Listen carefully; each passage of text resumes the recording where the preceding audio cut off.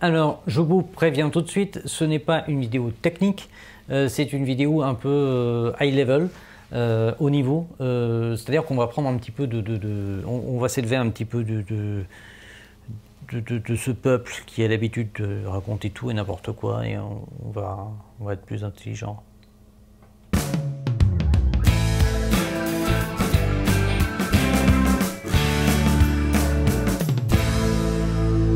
Non, plus sérieusement, c'est quoi un nom de domaine? Alors, les noms de domaine, vous savez ce que c'est finalement? C'est google.com, facebook.com, amazon.com, pour ne citer que ceux qu'on utilise le plus, wikipedia.org, si je dis pas de bêtises, donc Wikipédia c'est un .org, c'est un petit peu la différence.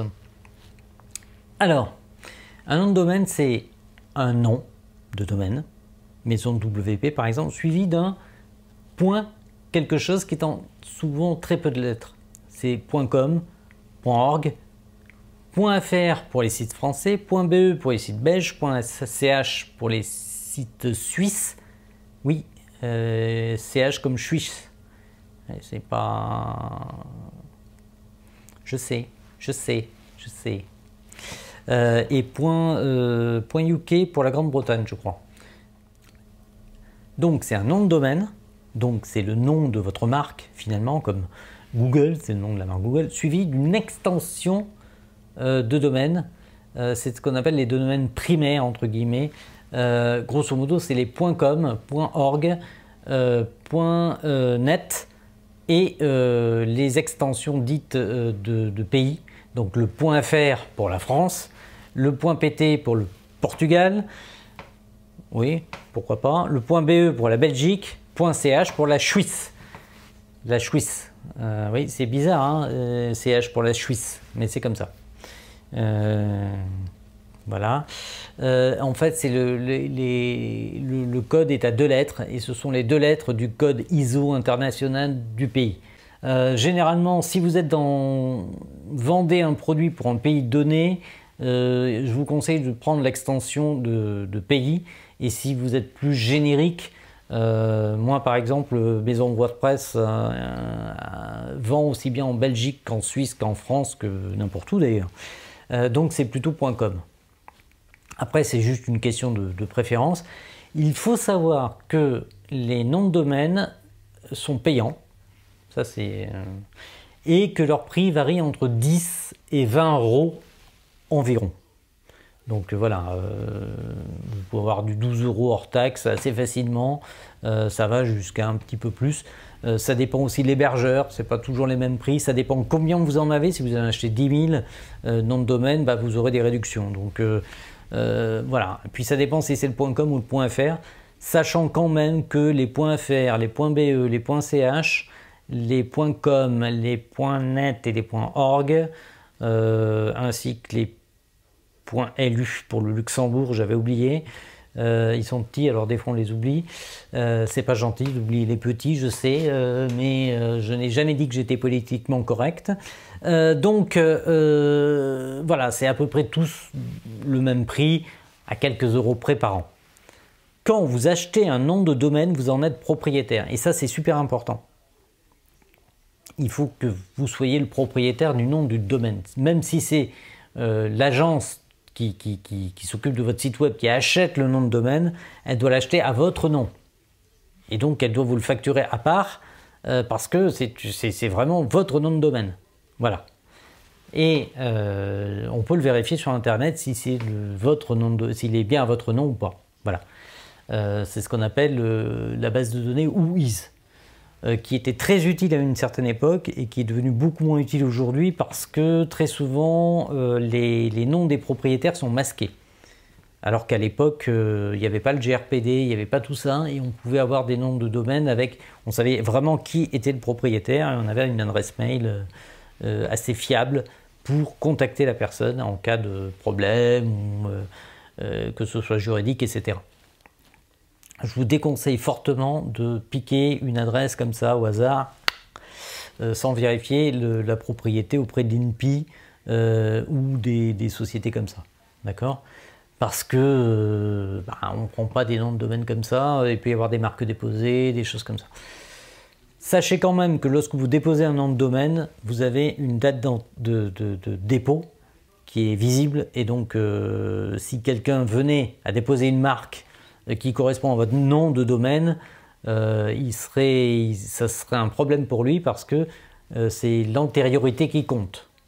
Donc comme c'est l'antériorité, le dépôt du nom de domaine à votre nom est prioritaire sur toutes les autres marques qui pourraient apparaître par la suite. Voilà.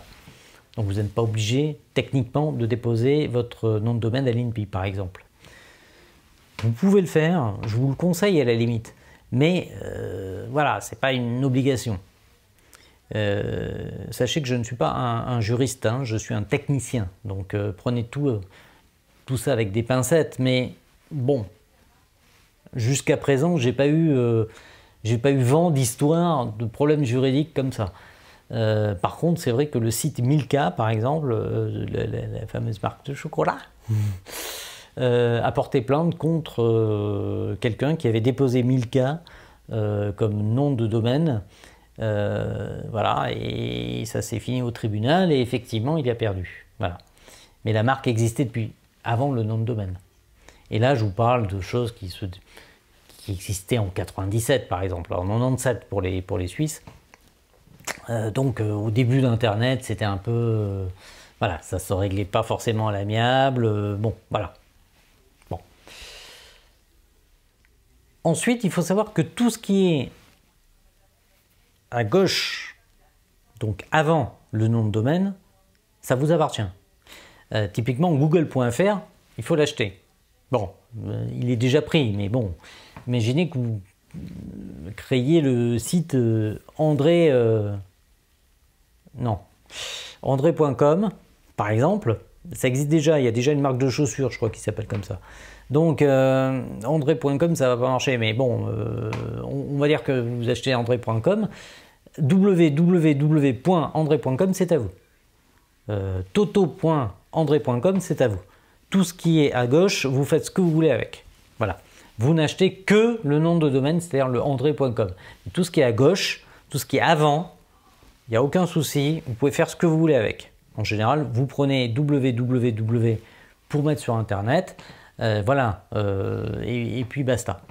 Sachant que maintenant, sur les navigateurs, le www. Il est supprimé d'office. Donc, c'est à vous de voir si vous voulez le mettre ou pas. Ça changera strictement rien. Les moteurs de recherche s'en fichent royalement. Voilà.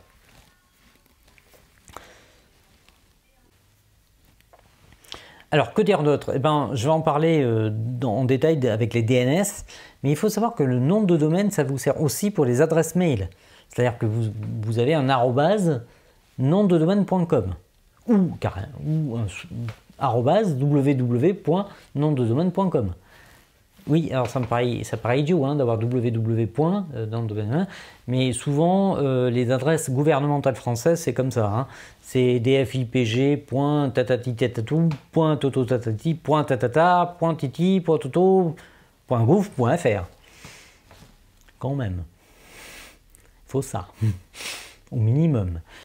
Voilà, c'est à peu près tout ce que vous devez savoir sur les noms de domaine. Sachez une chose super importante quand même sur votre nom de domaine, ne choisissez pas n'importe quoi, parce que typiquement, ça va vous permettre de faciliter la recherche. Typiquement, le plombier qui s'appelle André, non, il ne s'appelle pas André, parce qu'il y a déjà les chaussures, il va s'appeler Georges Duhamel. Ça me dit quelque chose ce nom. Bon, il est plombier. Pourquoi pas hein, Georges Duhamel plombier, pourquoi pas. Eh bien, si votre site web s'appelle georgesduhamel.com, évidemment, les gens qui vous connaissent sous votre nom vont chercher Georges Duhamel plombier. Donc, ça vaut le coup d'avoir Georges Duhamel plombier, par exemple. Maintenant, c'est vrai que si quelqu'un cherche un plombier à Grenoble, il va taper plombier Grenoble. Donc vous ne serez pas nécessairement premier sur la liste Google. Parce que faut savoir que 90% des recherches se font par Google. Donc si vous n'êtes pas premier sur la liste Google, autant dire que vous êtes dernier. Hein, ok. Voilà. Donc le nom de domaine, c'est quelque chose qui est assez important. Il faut vraiment y réfléchir un petit peu avant. C'est pas quelque chose qui va être qui va vous coincer, si vous voulez, en termes de SEO, en termes de recherche sur Internet. Mais alors, évidemment, c'est pas non plus catastrophique si vous avez choisi un mauvais nom de domaine, mais essayez quand même de faire en sorte que ça matche au moins quelque chose, quoi. Si vous êtes plombier, il faut que le mot plombier apparaisse. Si vous êtes chauffagiste, que le mot chauffagiste apparaisse. Si vous êtes frigoriste, mais pourquoi ils seraient tous dans la clim? Je sais pas, c'est le réchauffement climatique, je sais pas. Merci d'avoir suivi cette vidéo et à très bientôt.